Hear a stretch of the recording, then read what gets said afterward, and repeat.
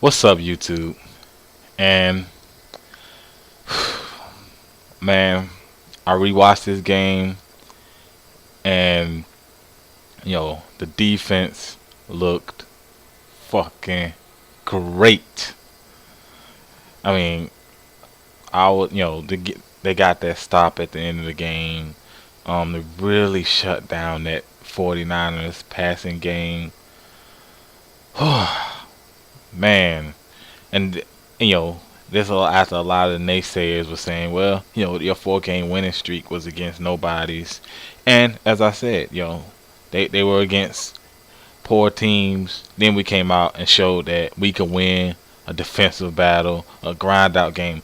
One of these games like this, we weren't winning last year. We were losing these types of games. Now we showed that people are gonna start looking at this team because we were on the national stage against a well-known team, and you know in a hostile environment, and we beat them at their game pretty much. There was some stuff that bounced your way, but that's how it happens in the NFL and football. Period.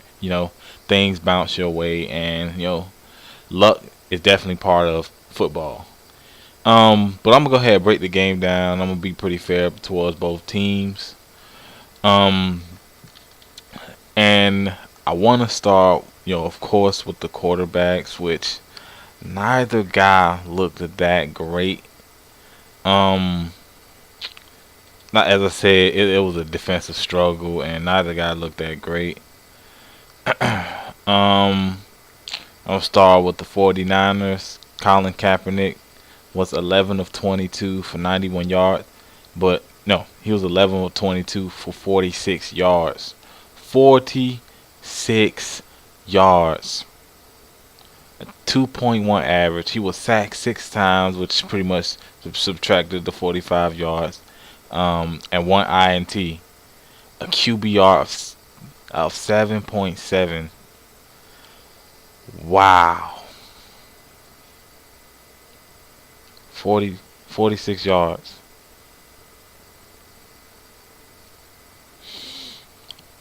Wow. Um, he, as you well know, if you look up the statistics, the 49ers are the worst, one of the worst. They're right there. Number one, number two in terms of worst passing offenses in terms of yards per game. They're one of the better running teams because you got Kaepernick. You still got Frank Gore, still really good, but the passing game has not looked great. Vernon Davis has been injured. He got injured in this game. Anquan Bolden, he's not a number one receiver. He's a guy who, you put him in the slot. And for the most part, Crabtree has not come back. Manningham, this was his first game back this year. He did make some nice catches, but for the most part, it is his first game, and they need some weapons offensively to throw the ball to. And looking at this game, you can tell why. Most of the guys could not get open. Hats off to the Panthers defense, of course. But let's get into the rushing game. Frank Gore, 16 carries, 82 yards, a 5.1 average. Um, he looked pretty good running early.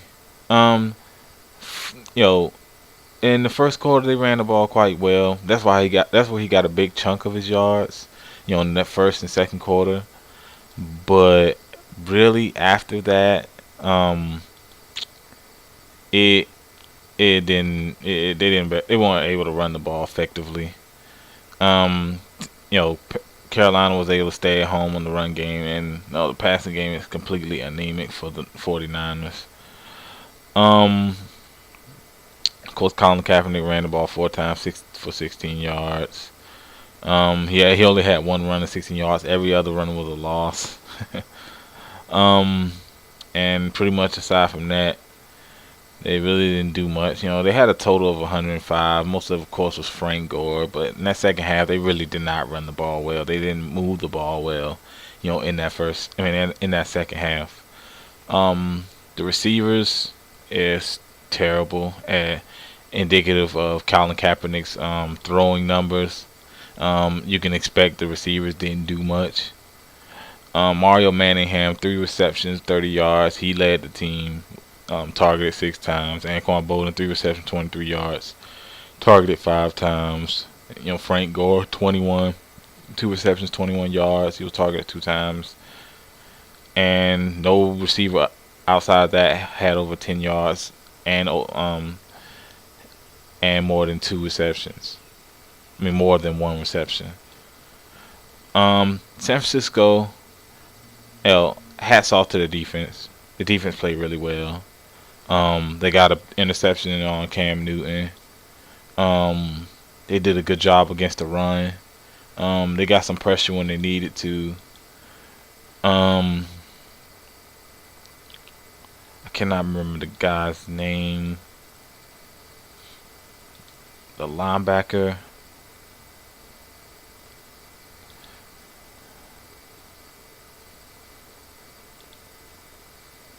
Yeah, I think his name is Dan Scooter.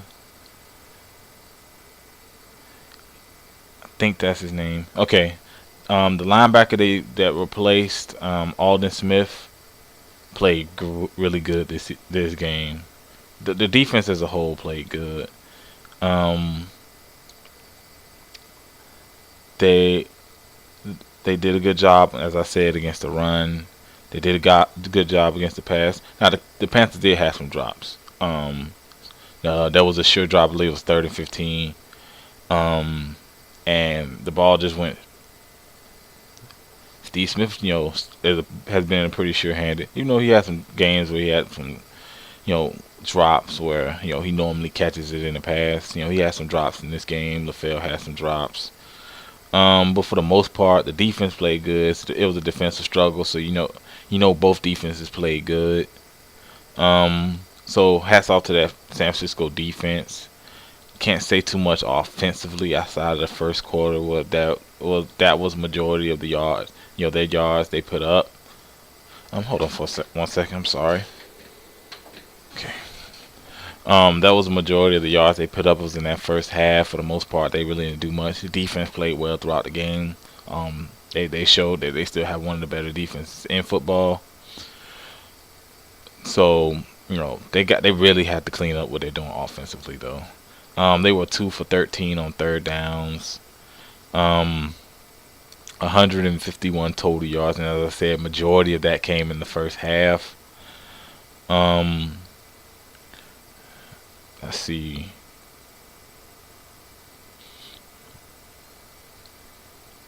Time. Both teams had 2 turnovers.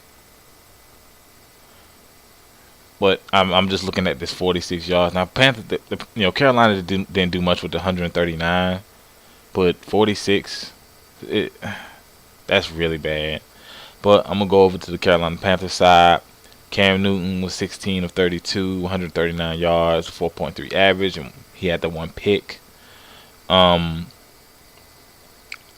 He was sacked 4 times, and he had a QBR of 19.3. Cam, he missed some throws, but there were also some drops. He should have had more yards than what he did. The receivers were getting behind the defense. They were getting into some open holes. There was just some drops in the game. But like I said, San Francisco's D did a good job in terms of they did get some pressure on Cam Newton. They forced him out of the pocket. And of course they had the 4 sacks. So for the most part, it was drops. There was some pressure, and he had some missed throws. Last couple games he's had some missed throws.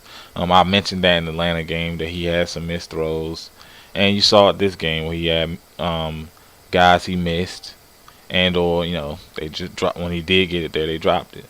So hopefully they clean up a little bit of that offensively in terms of Cam Newton, I want to say the first 3 games of the streak, of the winning game-winning streak, he looked really accurate. Of course, it slipped a little bit in the last 2 games, so hopefully Dak can improve, especially with New England coming to Carolina next Monday. The rushing game, it was running back by committee, of course. D'Angelo Williams, 8 carries, 46 yards, and he had the lone touchdown of the game for both teams. Jonathan Stewart, 13 carries, 41 yards. Um, Cam Newton had 7 carries for 17, and Mike Tober had 2 carries for 7. It was a total of 30 carries for 111 yards, and of course the lone touchdown. So, it's for them. It's gonna be always be running back by committee. They got the 3 running backs, and then of course Cam. More design runs and/or broken plays if he does choose to run the ball or not. Um, from the receiving core, only two, the main two standouts are Steve Smith and Brandon LaFell for the most part. Steve Smith, really didn't do much in the first half. Most of his receptions were in the second half. He had some drops. He had six receptions for 63 yards. He was targeted 11 times. At least 2, maybe 3 drops in there. Brandon LaFell, 4 receptions, 48 yards, was targeted 8 times. He had a couple drops as well. And for the most part, it drops off from there. Greg Olsen didn't do anything. 1 reception, 14 yards. Neither did Ted Ginn. But for the most part, this was a defensive battle. They got the touchdown that they needed. And then the defense pretty much closed the game out for them. Let's see. Now we get on the defense. Which obviously is my favorite. My favorite thing about the team is the defense. Luke Kuechly looked amazing. Um, Greg Hardy looked really good. He got some pressure. The secondary looked good against those 49ers receivers and against one of the worst passing offenses. But what surprises me is what we did to that run game, especially in that second half when the Niners have a really good offensive line, and we did a good job up front as we've been doing all year against pretty much anybody that's been put in front of us. And we definitely showed that on the on center stage. Um, AJ Klein, linebacker, solid. He had the one sack where Kaepernick literally grabbed his face mask. Thomas Davis made some plays. Um, let's see who else. For the most part, we got the pressure. In the fourth quarter, we completely shut down the 49ers offense. Kaepernick was, pretty much running. The pocket was breaking down very fast on him, and the Carolina defense was able to get plenty of pressure. Vernon Davis, of course, left the game, but when he was in, we did a good job against him. So, and as I said, the front seven I thought was gonna be good. Day one, the back end was always a problem, and they have looked great. We have not allowed over 10 points. I think we have not allowed 20 points, and I believe we had only 2 games we allowed 20 points, and a lot of that was short fields that the offense may have turned the ball over or or something like that. So I believe the defense has not allowed over 20 points. I believe it's 2 times. It might be one. I need to go check that stat. But from what I saw in this game, defense looked great. They showed why they're elite defense. And honestly, in my opinion, only 2 defenses that I would consider better are the Chiefs defense and the Seattle Seahawks defense. I think we're right there, number 3. Of course, the Niners defense is still up there. They still have one of the best defenses in football. But the Carolina Panthers has the most improved defense in football. We fixed the problems, of course, in free agency, and they it paid dividends in this game, as you saw how we plugged up the run game like we've been doing all year. And the running game, in terms of defensively, has been our problem. Mm. It's been our problem all last year. We struggled with stopping the run. This year, it is our strength. So defensively, love what I saw in the game. They closed the game out. The offense, scored. They scored the points they needed to. They got the 10 points that they needed to, and we grinded the game out. Tough defensive battle. If you're not a hardcore NFL fan or a fan of either of these two teams, you probably didn't like the game. But a game like this was a hard fought win. You know, these are the type of games you want to see with some defense play. You don't want to see nobody, both teams throwing up 30 points, in the game. So you want to see some defensive struggles. To me, those are the best games. Anything else I wanted to cover? Um, yeah, the Panthers were third down efficiency. Was another key thing. Was 7 of 17. Of course, I said there were drops, so it should have been higher.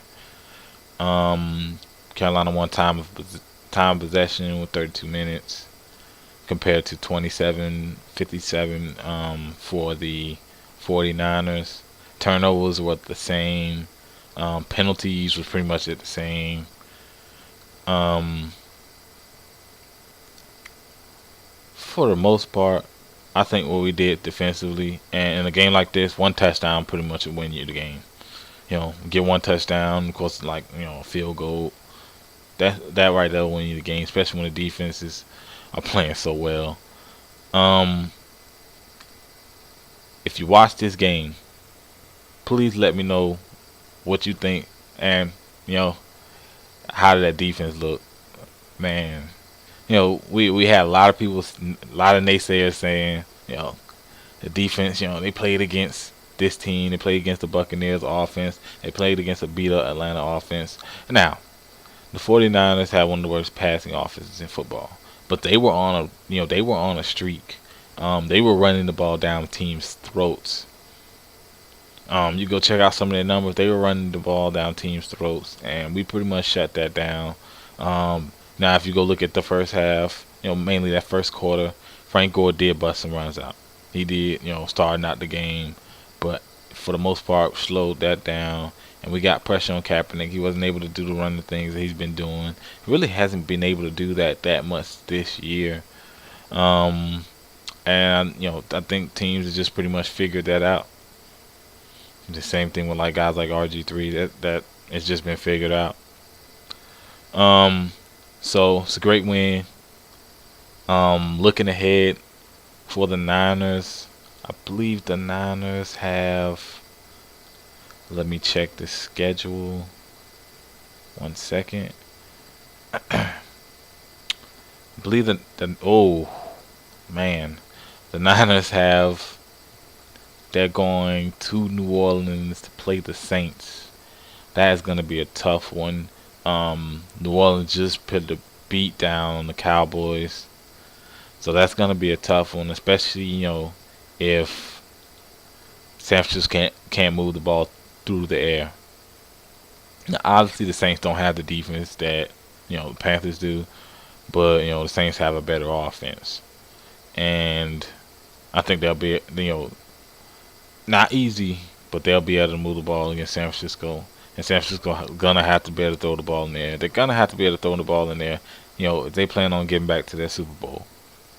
I mean, any Niners fan, any fan, that knows football knows that they're gonna have to be able to put the ball in there to win. They can't be dead last or next to dead last in terms of pass yards. You just can't and hope to make it back. This is a passing league, and you have to put the ball in the air, especially against teams that can put up points in the air. Carolina next week, Monday night, the Monday night game. New England is heading to Carolina. Another big game, as I said. This is gonna be a stretch where we're gonna play some tough teams. We still got the Saints twice. We still got the Jets. We still got the Dolphins. So we still have some games on the schedule that we have to win. This video's gone on way too long, but if I did this video yesterday, it would have been nothing but pure emotion, especially after what I saw from that defense. So I kind of waited and I watched the game over again. So let me know what you think about this game. What do you see looking forward for both teams? Of course, hit that thumbs up button and subscribe. Thanks for watching.